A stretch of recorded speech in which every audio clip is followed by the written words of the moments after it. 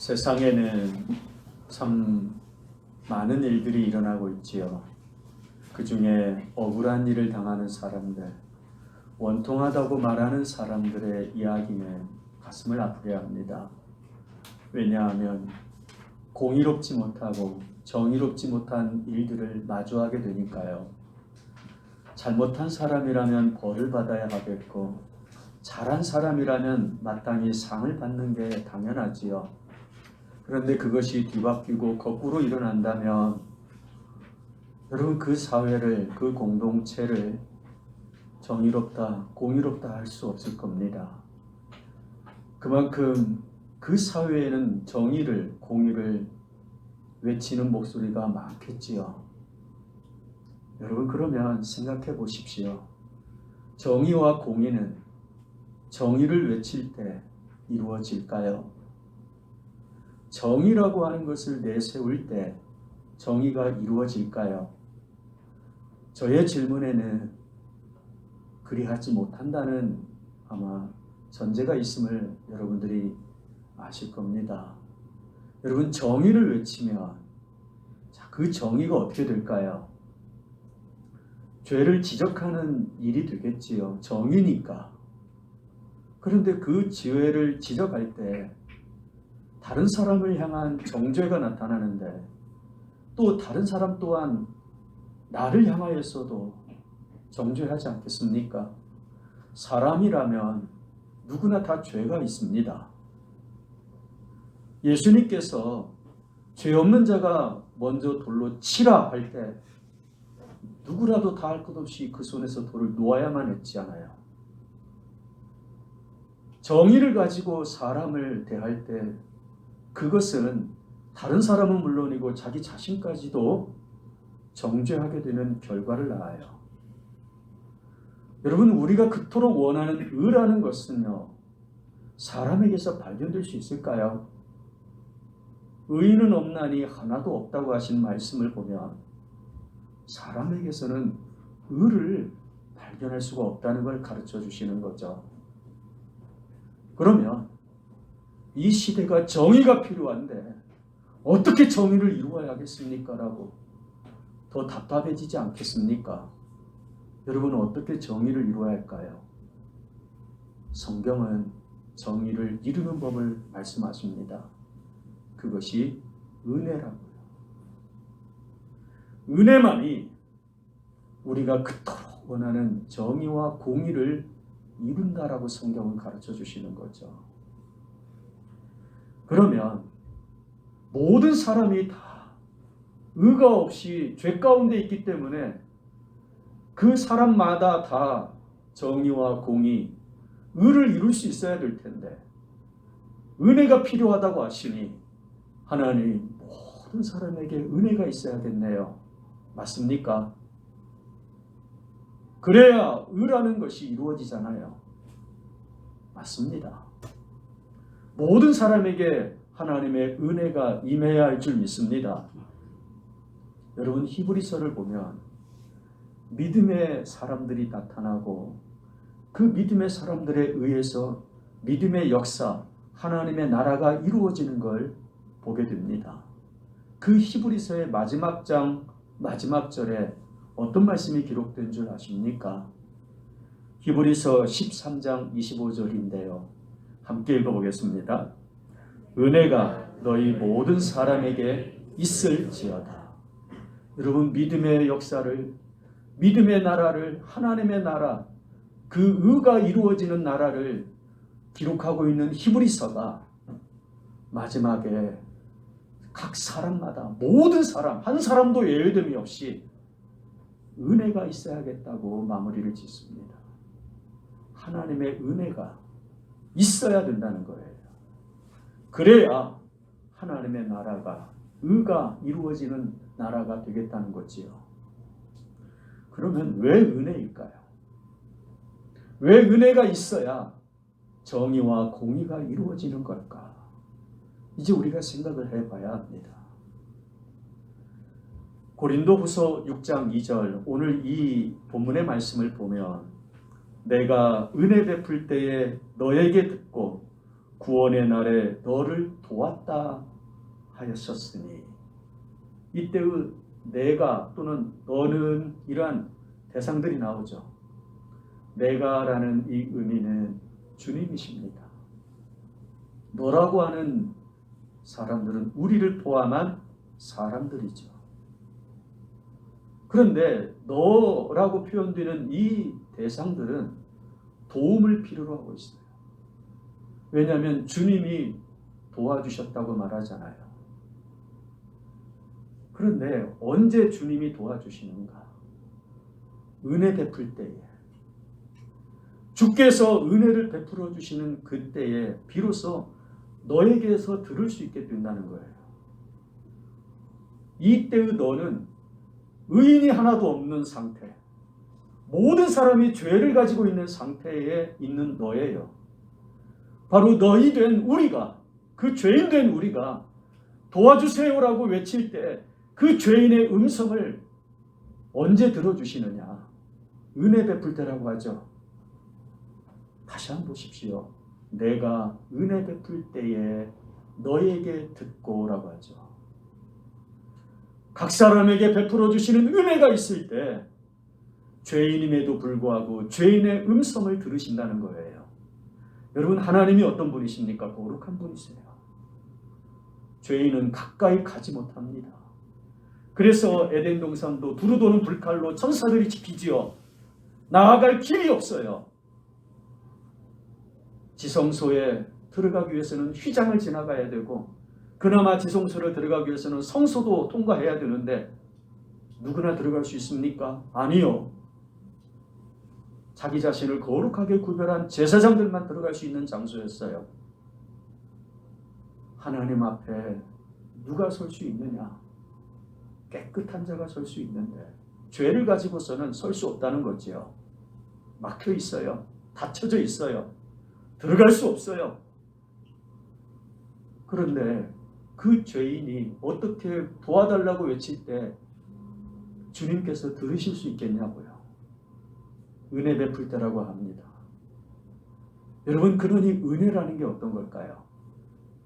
하나님이 베푸시는 은혜는요, 죄인의 음성을 듣는 시간이 되는 줄 믿습니다. 여러분, 은혜라는 게 뭡니까?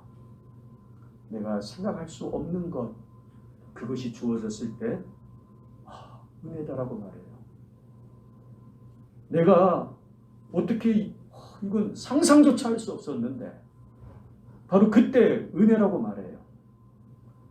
내가 아는 범위, 내 지식, 경험, 내가 할 수 있는 것, 내가 살아가는 그 범주라고 하는 이 부분에서 넘어서는 것들이 나에게 주어졌을 때, 여러분, 그 사람의 생각을 넘어서는 생각을 만나는 거예요. 넘어서는 생각.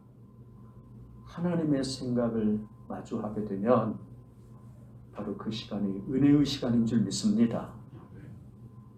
여러분, 그러니까 은혜라고 하는 건 어떤 걸까요? 성격이. 나는 죄인인데 내 죄를 해결해 주실 수 있고, 왜냐하면 내 음성을 듣고 구원의 날에 도와주신다 하니까 도움이 되심으로 나를 구원하신다는 거 아닙니까? 죄인을 구원하신다는 것은 그 죄 가운데서 건져내신다는 건데, 어떻게 건져내시느냐? 나를 도와주심으로. 구원의 날에 너를 도왔다라고 하시니까요. 은혜 베풀 때에 어떻게 죄인을 도울까? 여러분, 사람이 사람끼리의 도움에 살아갑니다. 그런데 그 도움이라고 하는 것을 받을 때 은혜로 여기지 않습니다. 왜냐하면 예상이 되니까, 또는 예측이 되니까, 어느 정도 내가 예상할 수 있고 예측할 수 있는 그 도움을 받으니까요. 그런데 한 가지 분명한 건, 저렇게 나를 도와주시는 저 사람도 죄를 가지고 있고 허물을 가지고 있고 부족함과 연약함을 가지고 있다는 거죠. 그래서 나에게 있어서의 그분의 도움은 완벽하지를 못해요. 그 사람의 그 도움으로는 나를 구원했다고 완전히 말할 수가 없어요. 그래서 죄를 가지고 있는 사람의 도움이나 구원은 은혜라고 하지 않습니다. 나를 완전히 완벽하게 구원하여 주실 수 있는 그 대상, 그분의 도움은 은혜라고 말하는데, 그럴 때 한 가지 요구드리는 게, 나를 도와주실 수 있고 나를 구원하실 수 있는 분은 죄가 없으셔야 된다는 거예요.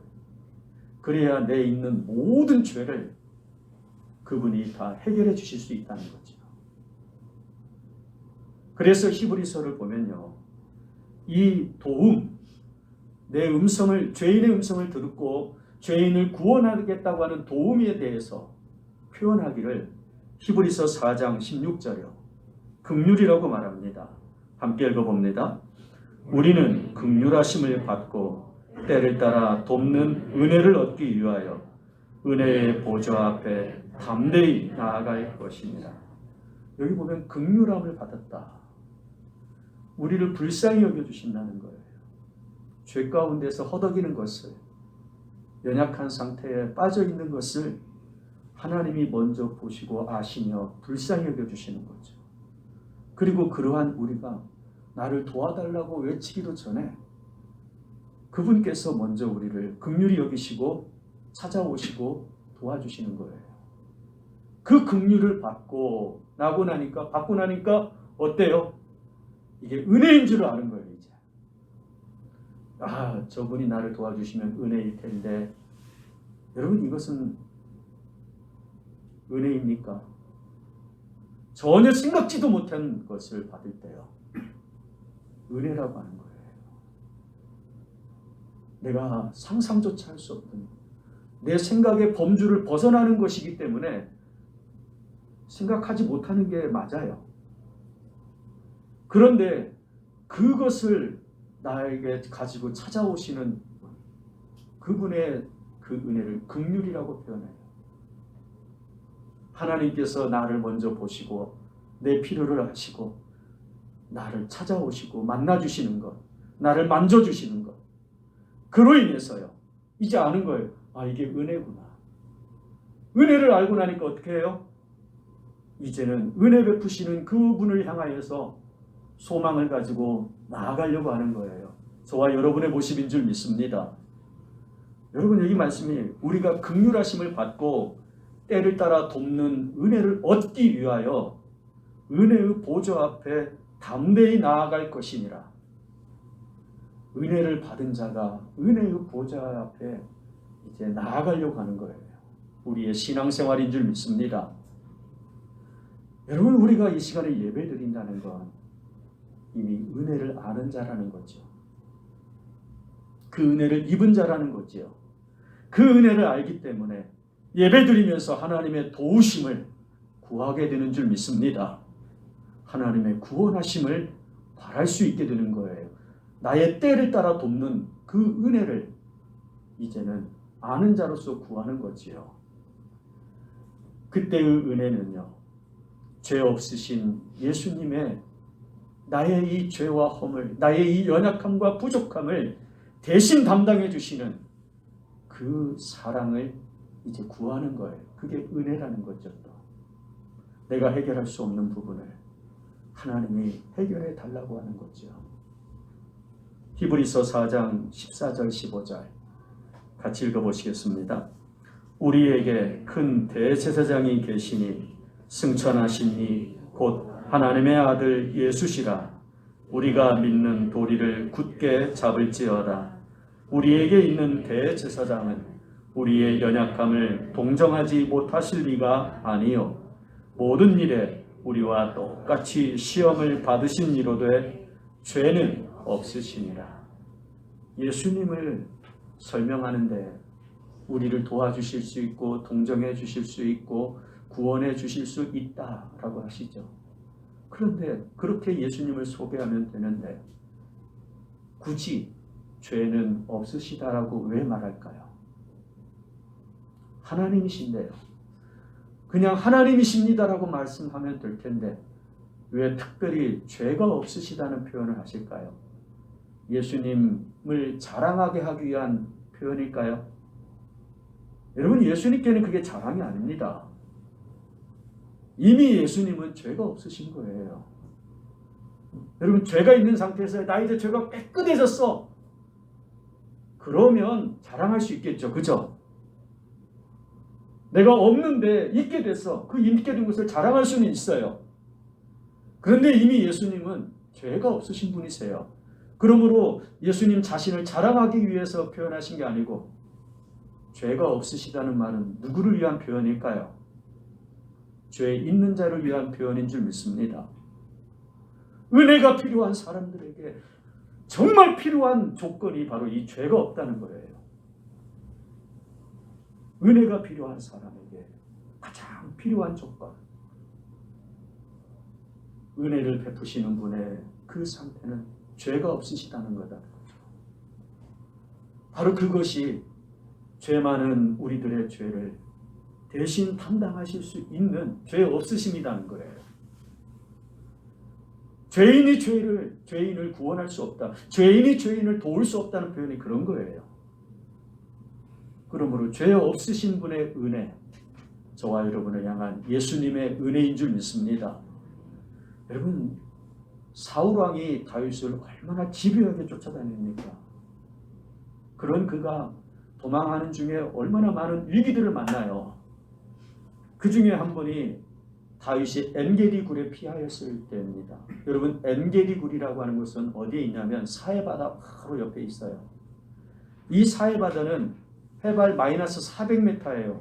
이 사해바다 수면이 이런 일반 바다보다도 400m 낮아요. 바다 높이보다. 이렇게 낮아 있는 거예요. 400m. 그런데 이 사해바다 엔게디 바로 붙어 있는데, 엔게디에서 반드시 올라가면 어디가 나오냐면 베들레헴이 나와요. 베들레헴은 약 800m예요. 해발. 그러면 800m에서 마이너스 400m까지 1200m죠. 비스듬하게 내려가요. 그럴 때 이 내려가는 이 과정 전체가 다 광야예요. 유대 광야라고. 그러면 엔게디 굴은 바로 여기에 있는데, 이 엔게디 굴에 가보면 그 굴이 이제 골짜기 사이로 쭉 들어가다가 굴이 파져 있는데, 그 굴에서 폭포가 떨어져요. 와, 광야에서 폭포가 떨어진다니요. 놀랍잖아요. 이유가 있어요. 한 번씩 광야에 비가 내린다거나 이슬이 여러분 옷을 흠뻑 젖을 만큼 내려요. 그만큼 기온차가 커요. 낮과 밤의 기온차가. 그 이슬이 내리면은 이 이슬을 땅이 흡수해요. 석회질이라. 그러면 비록 적은 양의 비나 이슬이지만 흡수한 이 땅이 면적이 넓으니까 지하수로 흘러 해가지고 엔게디 굴에 떨어지는 거예요. 그게 폭포처럼 떨어져요. 정말 시원합니다. 그런데 거기에 다윗과 그의 무리들이 숨어 있는 거예요. 일단은 물이 있으니 살 수 있죠. 짐승들도 거기에 사슴들이 있기 때문에 잡아서 살 수 있어요. 그런데 그 자리에 사울왕이 군대를 이끌고 찾아옵니다. 입구라고는 골짜기 딱 하나밖에 없어요. 양쪽으로는 깎아지른 듯한 절벽이에요. 도망갈 데가 없어요. 그러니 사울왕이 군대를 이끌고 그 엔게디 굴을 쭉 따라 들어오면 위기죠. 꼼짝없이 죽고 말아야 잡히면. 그때 다윗이 하나님께 기도합니다. 무엇을 구할까요? 하나님, 저 사울왕 하나님이 아시잖아요. 제사장들을 죽인 자입니다. 그리고 하나님을 거역하는 자입니다. 하나님, 심판하여 주세요. 저는 하나님을 향하여 진실하고 정직합니다. 하나님, 저를 구원해달라고. 여러분, 정의를 따라서 얼마든지 구할 수 있는 다윗이에요. 심판해달라고. 그런데 다윗이 정의를 구하지 않습니다. 뭘 구하는지, 엔게디 굴에 갇혀서 위기를 만났을 때 다윗의 기도가 시편에 나와요. 시편 57편. 여러분, 첫 절부터 다윗이 급하게 구하는 내용이 소개되죠. 1절, 57편 1절 함께 읽어봅니다. 하나님이여 내게 은혜를 베푸소서. 내 영혼이 주께로 피하되 주의 날개 그늘 아래에서 이 사람들이 지나가기까지 하리라. 여러분, 다윗이 두 번씩이나 거듭 구하는 게 뭡니까? 은혜죠. 은혜가 무엇이라고? 그 급박한 상황에서 구하고 있을까요? 여러분, 은혜가 어떤 건지 다윗은 참 잘 아는 사람이에요. 은혜의 힘을 아는 자예요. 내가 생각할 수 없는, 내가 가히 상상할 수도 없는 내 생각의 범주를 뛰어넘는 하나님의 생각이 나를 찾아오는 것, 바로 그게 은혜의 시간이에요. 다윗은 그 은혜를 구하는 거예요. 그랬더니 어떻게 돼요? 다윗이 살아납니다. 자기만 살아나요? 자기를 죽이러 찾아온 사울 왕까지도 살려주는 사람이 되죠. 여러분, 정의를 구했다면 어떻게 보면은 싸워야 할 것이고, 그 가운데에서 너도 죽고 나도 죽을 수 있는 상황이 되는 거예요. 서로 죄를 정죄해야 되니까요. 그런데 은혜를 구했더니 나도 살고 너도 살더라는 거예요. 사무엘상 24장 6절 7절은 그 엔게디 굴에서 다윗이 하는 말입니다. 내가 손을 들어 여호와의 기름 부음 받은 자 내 줄을 치는 것은 여호와께서 금하는 것이니 그는 여호와의 기름 부음을 받은 자가 되면이라 하고, 다윗이 이 말로 자기 사람들을 금하여 사울을 해하지 못하게 하니라. 사울이 일어나 굴에서 나가 자기 길을 가니라. 나중에 다윗이 사울을 부르지요. 가는 그 사울을. 그랬더니 사울이 그제서야 다윗이 자기를 살려주었다는 걸 알아요. 잠깐이지만 고맙다고 말해요. 여러분, 은혜라고 하는 성격은 나도 살고 너도 살게 하는 거예요. 그러한 은혜를 다윗이 이야기하고 나타냈을 때 다윗을 따랐던 사람들, 하나님의 나라는 어떻게 이루어지는가? 내 원수를 죽임으로 이루어지는 공의가 아니라 오히려 그를 살림으로 이루어지는 하나님의 나라를 경험하는 거죠. 여러분, 다윗이 왕이 되었을 때 그 나라를 하나님의 나라로 견주어 보는 것은 바로 이와 같이 하나님의 은혜로 다스려질 때의 모습이라는 거예요. 여기 있는 우리 성도님들의 마음에서 하나님의 은혜가 충만하시기를 예수님의 이름으로 축원합니다. 여러분, 한 사람 한 사람이 은혜가 되어 나타나면 여러분 자신은 물론이고 함께하는 가족이든 이웃이든 동료든 형제든 자매든 살리는 사람이 될 줄 믿습니다. 그건 바로 하나님의 정의가 이루어지는 나라예요. 하나님의 공의가 이루어지는 나라예요. 은혜로 이루어지는 나라인 거죠. 여러분, 이 은혜가 그러면 우리에게 있는가? 다윗이 가진 그 은혜 우리에게도 있는가? 예, 있습니다. 이미 주어져 있다는 거죠. 그러면 사용하면 되지 않겠습니까? 여러분, 그러면 어떻게 주어져 있을까? 어떤 모습으로 주어져 있을까? 로마서 6장 3절과 4절이요. 오늘 1절 2절을 읽었는데 3절 4절을 좀 더 읽어봅니다. 같이 읽습니다. 무릇 그리스도 예수와 합하여 세례를 받은 우리는 그의 죽으심과 합하여 세례를 받은 줄을 알지 못하느냐? 그러므로 우리가 그의 죽으심과 합하여 세례를 받음으로 그와 함께 장사되었나니 이는 아버지의 영광으로 말미암아 그리스도를 죽은 자 가운데서 살리심과 같이 우리로 또한 새 생명 가운데서 행하게 하려 함이라. 말씀을 이렇게 읽다 보면 길어지면 막 이해하기가 어려워지죠. 혼미해지기도 하고요.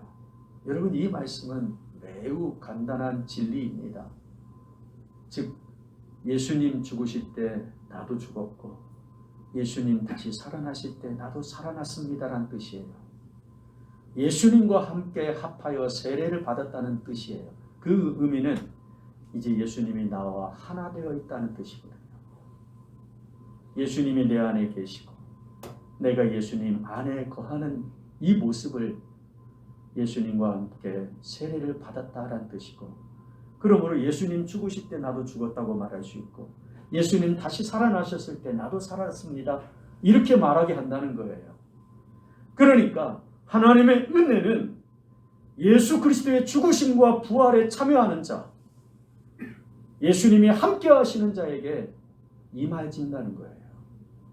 하나님의 은혜는 좀 더 정확하게 성격을 표현하면 나는 죽었다는 거예요. 무엇에 대해서요? 죄에 대해서. 그럼 무엇에 대해서 그러면 다시 살아났을까요? 부활에 대한 표현으로. 하나님께 대하여 살았다고 하는 표현을 하죠. 로마서 6장 10절과 11절 같이 읽어봅니다. 그가 죽으심은 죄에 대하여 단번에 죽으심이요 그가 살아 계심은 하나님께 대하여 살아 계심이니 이와 같이 너희도 너희 자신을 죄에 대하여는 죽은 자요 그리스도 예수 안에서 하나님께 대하여는 살아있는 자로 여길지어다. 할렐루야. 자, 여기 보면은 이제 단순히 예수님께서 이루어 놓으신 십자가와 부활 그 사건에 대한 설명이 아니라 이 사건이 지금 성도된 나에게 주어져 있다는 것을 말씀하는 거예요. 이미 허락되어 있다는 거예요. 너희는 죄에 대하여서는 죽은 자요 하나님께 대하여는 살아있는 자로 여길지어다 그러죠. 내가 여길 수 있다는 거예요. 내가 주장할 수 있다는 거예요.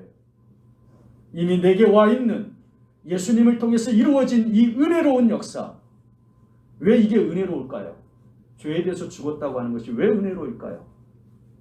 여러분, 죄에 대해서 죽으면 어떤 일이 벌어집니까? 죄의 결과가 뭐죠? 사망이죠. 죄의 원인은요? 욕심이죠. 욕심이 잉태한 즉 죄를 낳는다고 하잖아요. 죄가 장성하여 사망을 낳게 된다고 하죠. 자, 근데 이 죄가 죽었어요. 그러면 죄가 주장하는 힘은 사망이거든요. 내가 너를 죽일 거야. 너 죽을 걸 두렵게 하고 위협하게 하는 거죠. 그런데 이 죄가 죽으니까, 죄에 대해서 죽으니까 여러분 사망이 힘을 발휘합니까? 더 이상 발휘를 못해요. 이게 지금 하나님이 은혜로 주시는 모습이에요. 죄에 대해서 죽게 한 거예요. 예수님과 함께 한다는 건 내가 죄에 대해서 죽었다고 하는 것을 알려주시는 거예요. 그러므로 더 이상 사망의 지배를 받지 않습니다. 그러면 이제 살아났어요. 무엇에 대해서 살아났어요? 하나님께 대하여 살아있느니라고 하죠. 그걸 하나님은 의로우셔야 하나님의 의에 대해서 살아나는 거예요. 자, 의가 살아나면 의가 주장하는 건 뭘까요? 생명이라는 겁니다. 의의 열매, 곧 생명나무의 열매를 맺는 거예요. 그러니까 여러분, 은혜, 하나님이 베푸신 이 은혜는 예수 그리스도의 십자가와 부활, 죽으심과 살아남에 대한 모습으로 베풀어지는 은혜라는 거예요. 그 은혜로 인하여서 성도에게 이미 주어져 있다라고 하는 것. 그러면 나에게 이미 와 있는 것, 내가 이것을요 어떻게 받아야 돼요? 그럼 어떻게 받아야죠? 하나님이 베푸시는 은혜, 내가 뭔 일을 해야만 받을 수 있습니까? 내가 뭘 알아야만 받을 수 있는 건가요? 아니죠. 그냥 받으면 되는 줄 믿습니다. 그게 믿음이라는 거예요. 여러분, 저는 생각이 참 많은 사람인 것 같아요. 그래서 내가 왜 믿어야 되고, 내가 무엇을 믿어야 하고, 믿은 것을 내가 어떻게 살아야 되고, 이걸 참 많이 생각하는 것 같아요. 그런데 이런 저도 나에게 믿음이 어떻게 나왔지? 내가 왜 믿는다고 말하지? 저도 그냥이라고 말해요. 이건 제 안에서 무엇을 했기 때문에, 제가 뭘 갖췄기 때문에 믿어지는 게 아니고 하나님이 주신 믿음인 줄 믿습니다. 예, 우리 장로님도 앞에 대표 기도하실 때 믿음도 하나님이 주신 거라고 기도하시더라고요. 그런 거예요. 믿음은 선물인 줄 믿습니다. 예, 믿게 되는 거예요. 이게 믿어지는 거예요. 이게 기적인 줄 믿습니다. 예, 하나님이 나에게 베푸시는 은혜, 예수 그리스도의 십자가와 부활의 이 역사를 내가 믿어지는 것. 그리고 그것을 가지고요. 믿었더니 이제 내 자신을 새롭게 여기기 시작합니다. 아, 나는 죄에 대해서 죽은 자구나. 그러므로 죄가 나를 더 이상 주장하지 못하니 사망이 내게서 힘을 발휘하지 못해요. 사망의 권세는 사탄의 권세거든요. 하나님의 백성에게는 이와 같은 은혜가 있는 줄 믿습니다. 더불어서 의를 따르고 생명을 맺는 역사가 일어나게 하시는 거지요. 하나님의 생명 역사가요. 하나님의 의 가운데에서 허락되어지니 이것이 바로 부활의 역사예요. 이 모든 역사를 은혜로 주셨으니요. 여기 있는 저와 여러분이 어떤 사람이 될까? 여러분 로마서 6장 14절을 보면 이렇게 시작을 해요. 죄가 너희를 어떻게 한다고 그래요? 여러분 이 한 절에 이 한 표현에 저와 여러분이 어떤 사람인가가 나와요. 죄가 너희를 주장하지 못한다는 거예요. 이유는요. 죄가 죽었기 때문에. 할렐루야. 여러분 우리 한번 같이 자기 자신을 놓고 이제 나에게 주어져 있는 거니까 여러분 나 자신을 그렇게 여기고 이제 주장할 수 있어야 되잖아요. 그죠? 그래서 이 시간 같이 한번 해봅시다. 저를 따라서 해보시기 바랍니다. 나는 죄에 대해서 죽었습니다. 나는 죄에 대해서 죽었습니다. 여러분 이 의미는 그냥 허공을 치는 이야기가 아니에요. 죄가 나를 더 이상 주장하지 못한다는 표현이에요. 여러분 사망에 대한 두려움이 없다는 거예요. 죄가 나를 더 이상 주장하지 못한다라고 딱 치는 거예요. 죄가 찾아오죠. 마음과 생각에. 여러분 지난번에 우리가 말씀과 떡, 말씀과 시험, 말씀과 섬김으로 말씀 사경회를 같이 나눴어요. 사탄은요. 우리에게 끊임없이 죄에 대한 유혹을 합니다. 그리고 죽음에 대한 지배를 강요해요. 그런데 그 죄를 유혹하고 있는 이 사탄을 단순하게 물리칩니다. 나는 더 이상 죄가 나를 주장하지 못하는 사람이야. 이 한마디면 되는 거예요. 할렐루야. 왜 그러냐면 우리에게 은혜가 있기 때문이에요.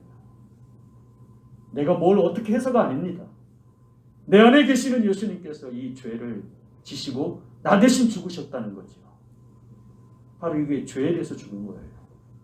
그리고요. 오히려 이제 사탄을 물리치기 시작합니다.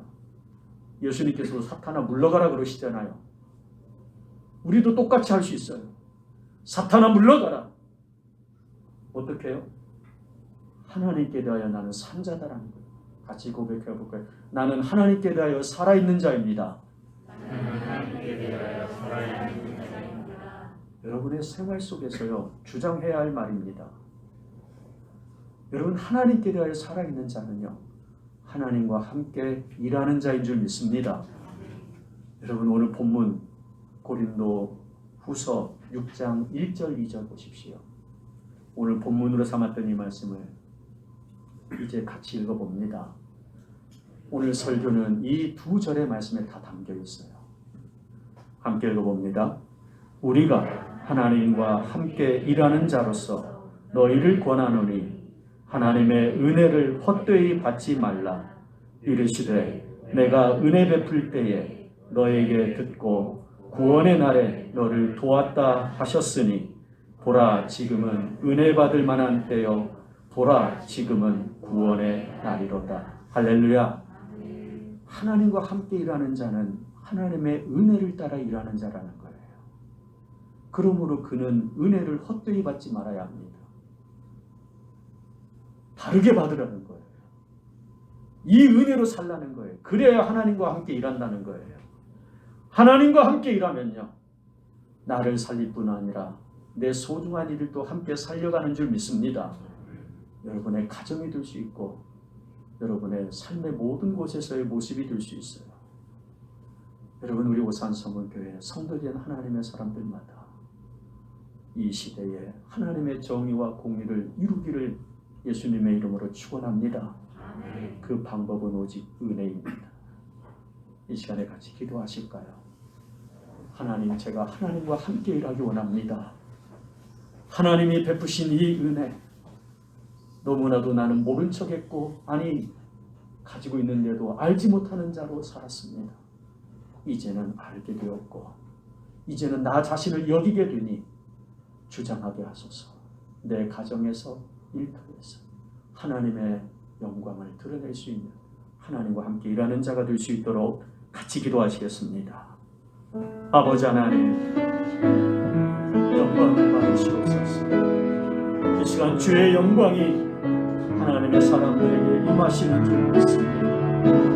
내가 너에게 무엇을 주고, 주님 말씀하시고 은혜입니다. 우리를 향한 하나님의 은혜를 구하고, 아버지 하나님, 우리에게 하나님 때에 맞는, 때를 따라 도와주시는 은혜를 허락하여 주시옵소서.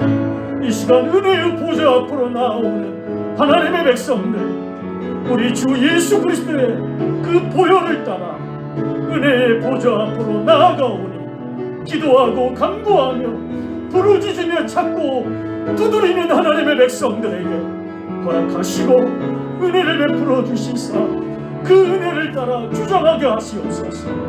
생명의 열매를 맺게 하실 때 의의 열매가 되게 하시겠사오니, 하나님을 영화롭게 하고 하나님 나라가 되게 하고 나도 살고 너도 살게 하는 놀라운 역사가 이루어질 것을 믿사오니, 아버지 하나님, 오직 은혜로만 살게 하여 주시옵소서.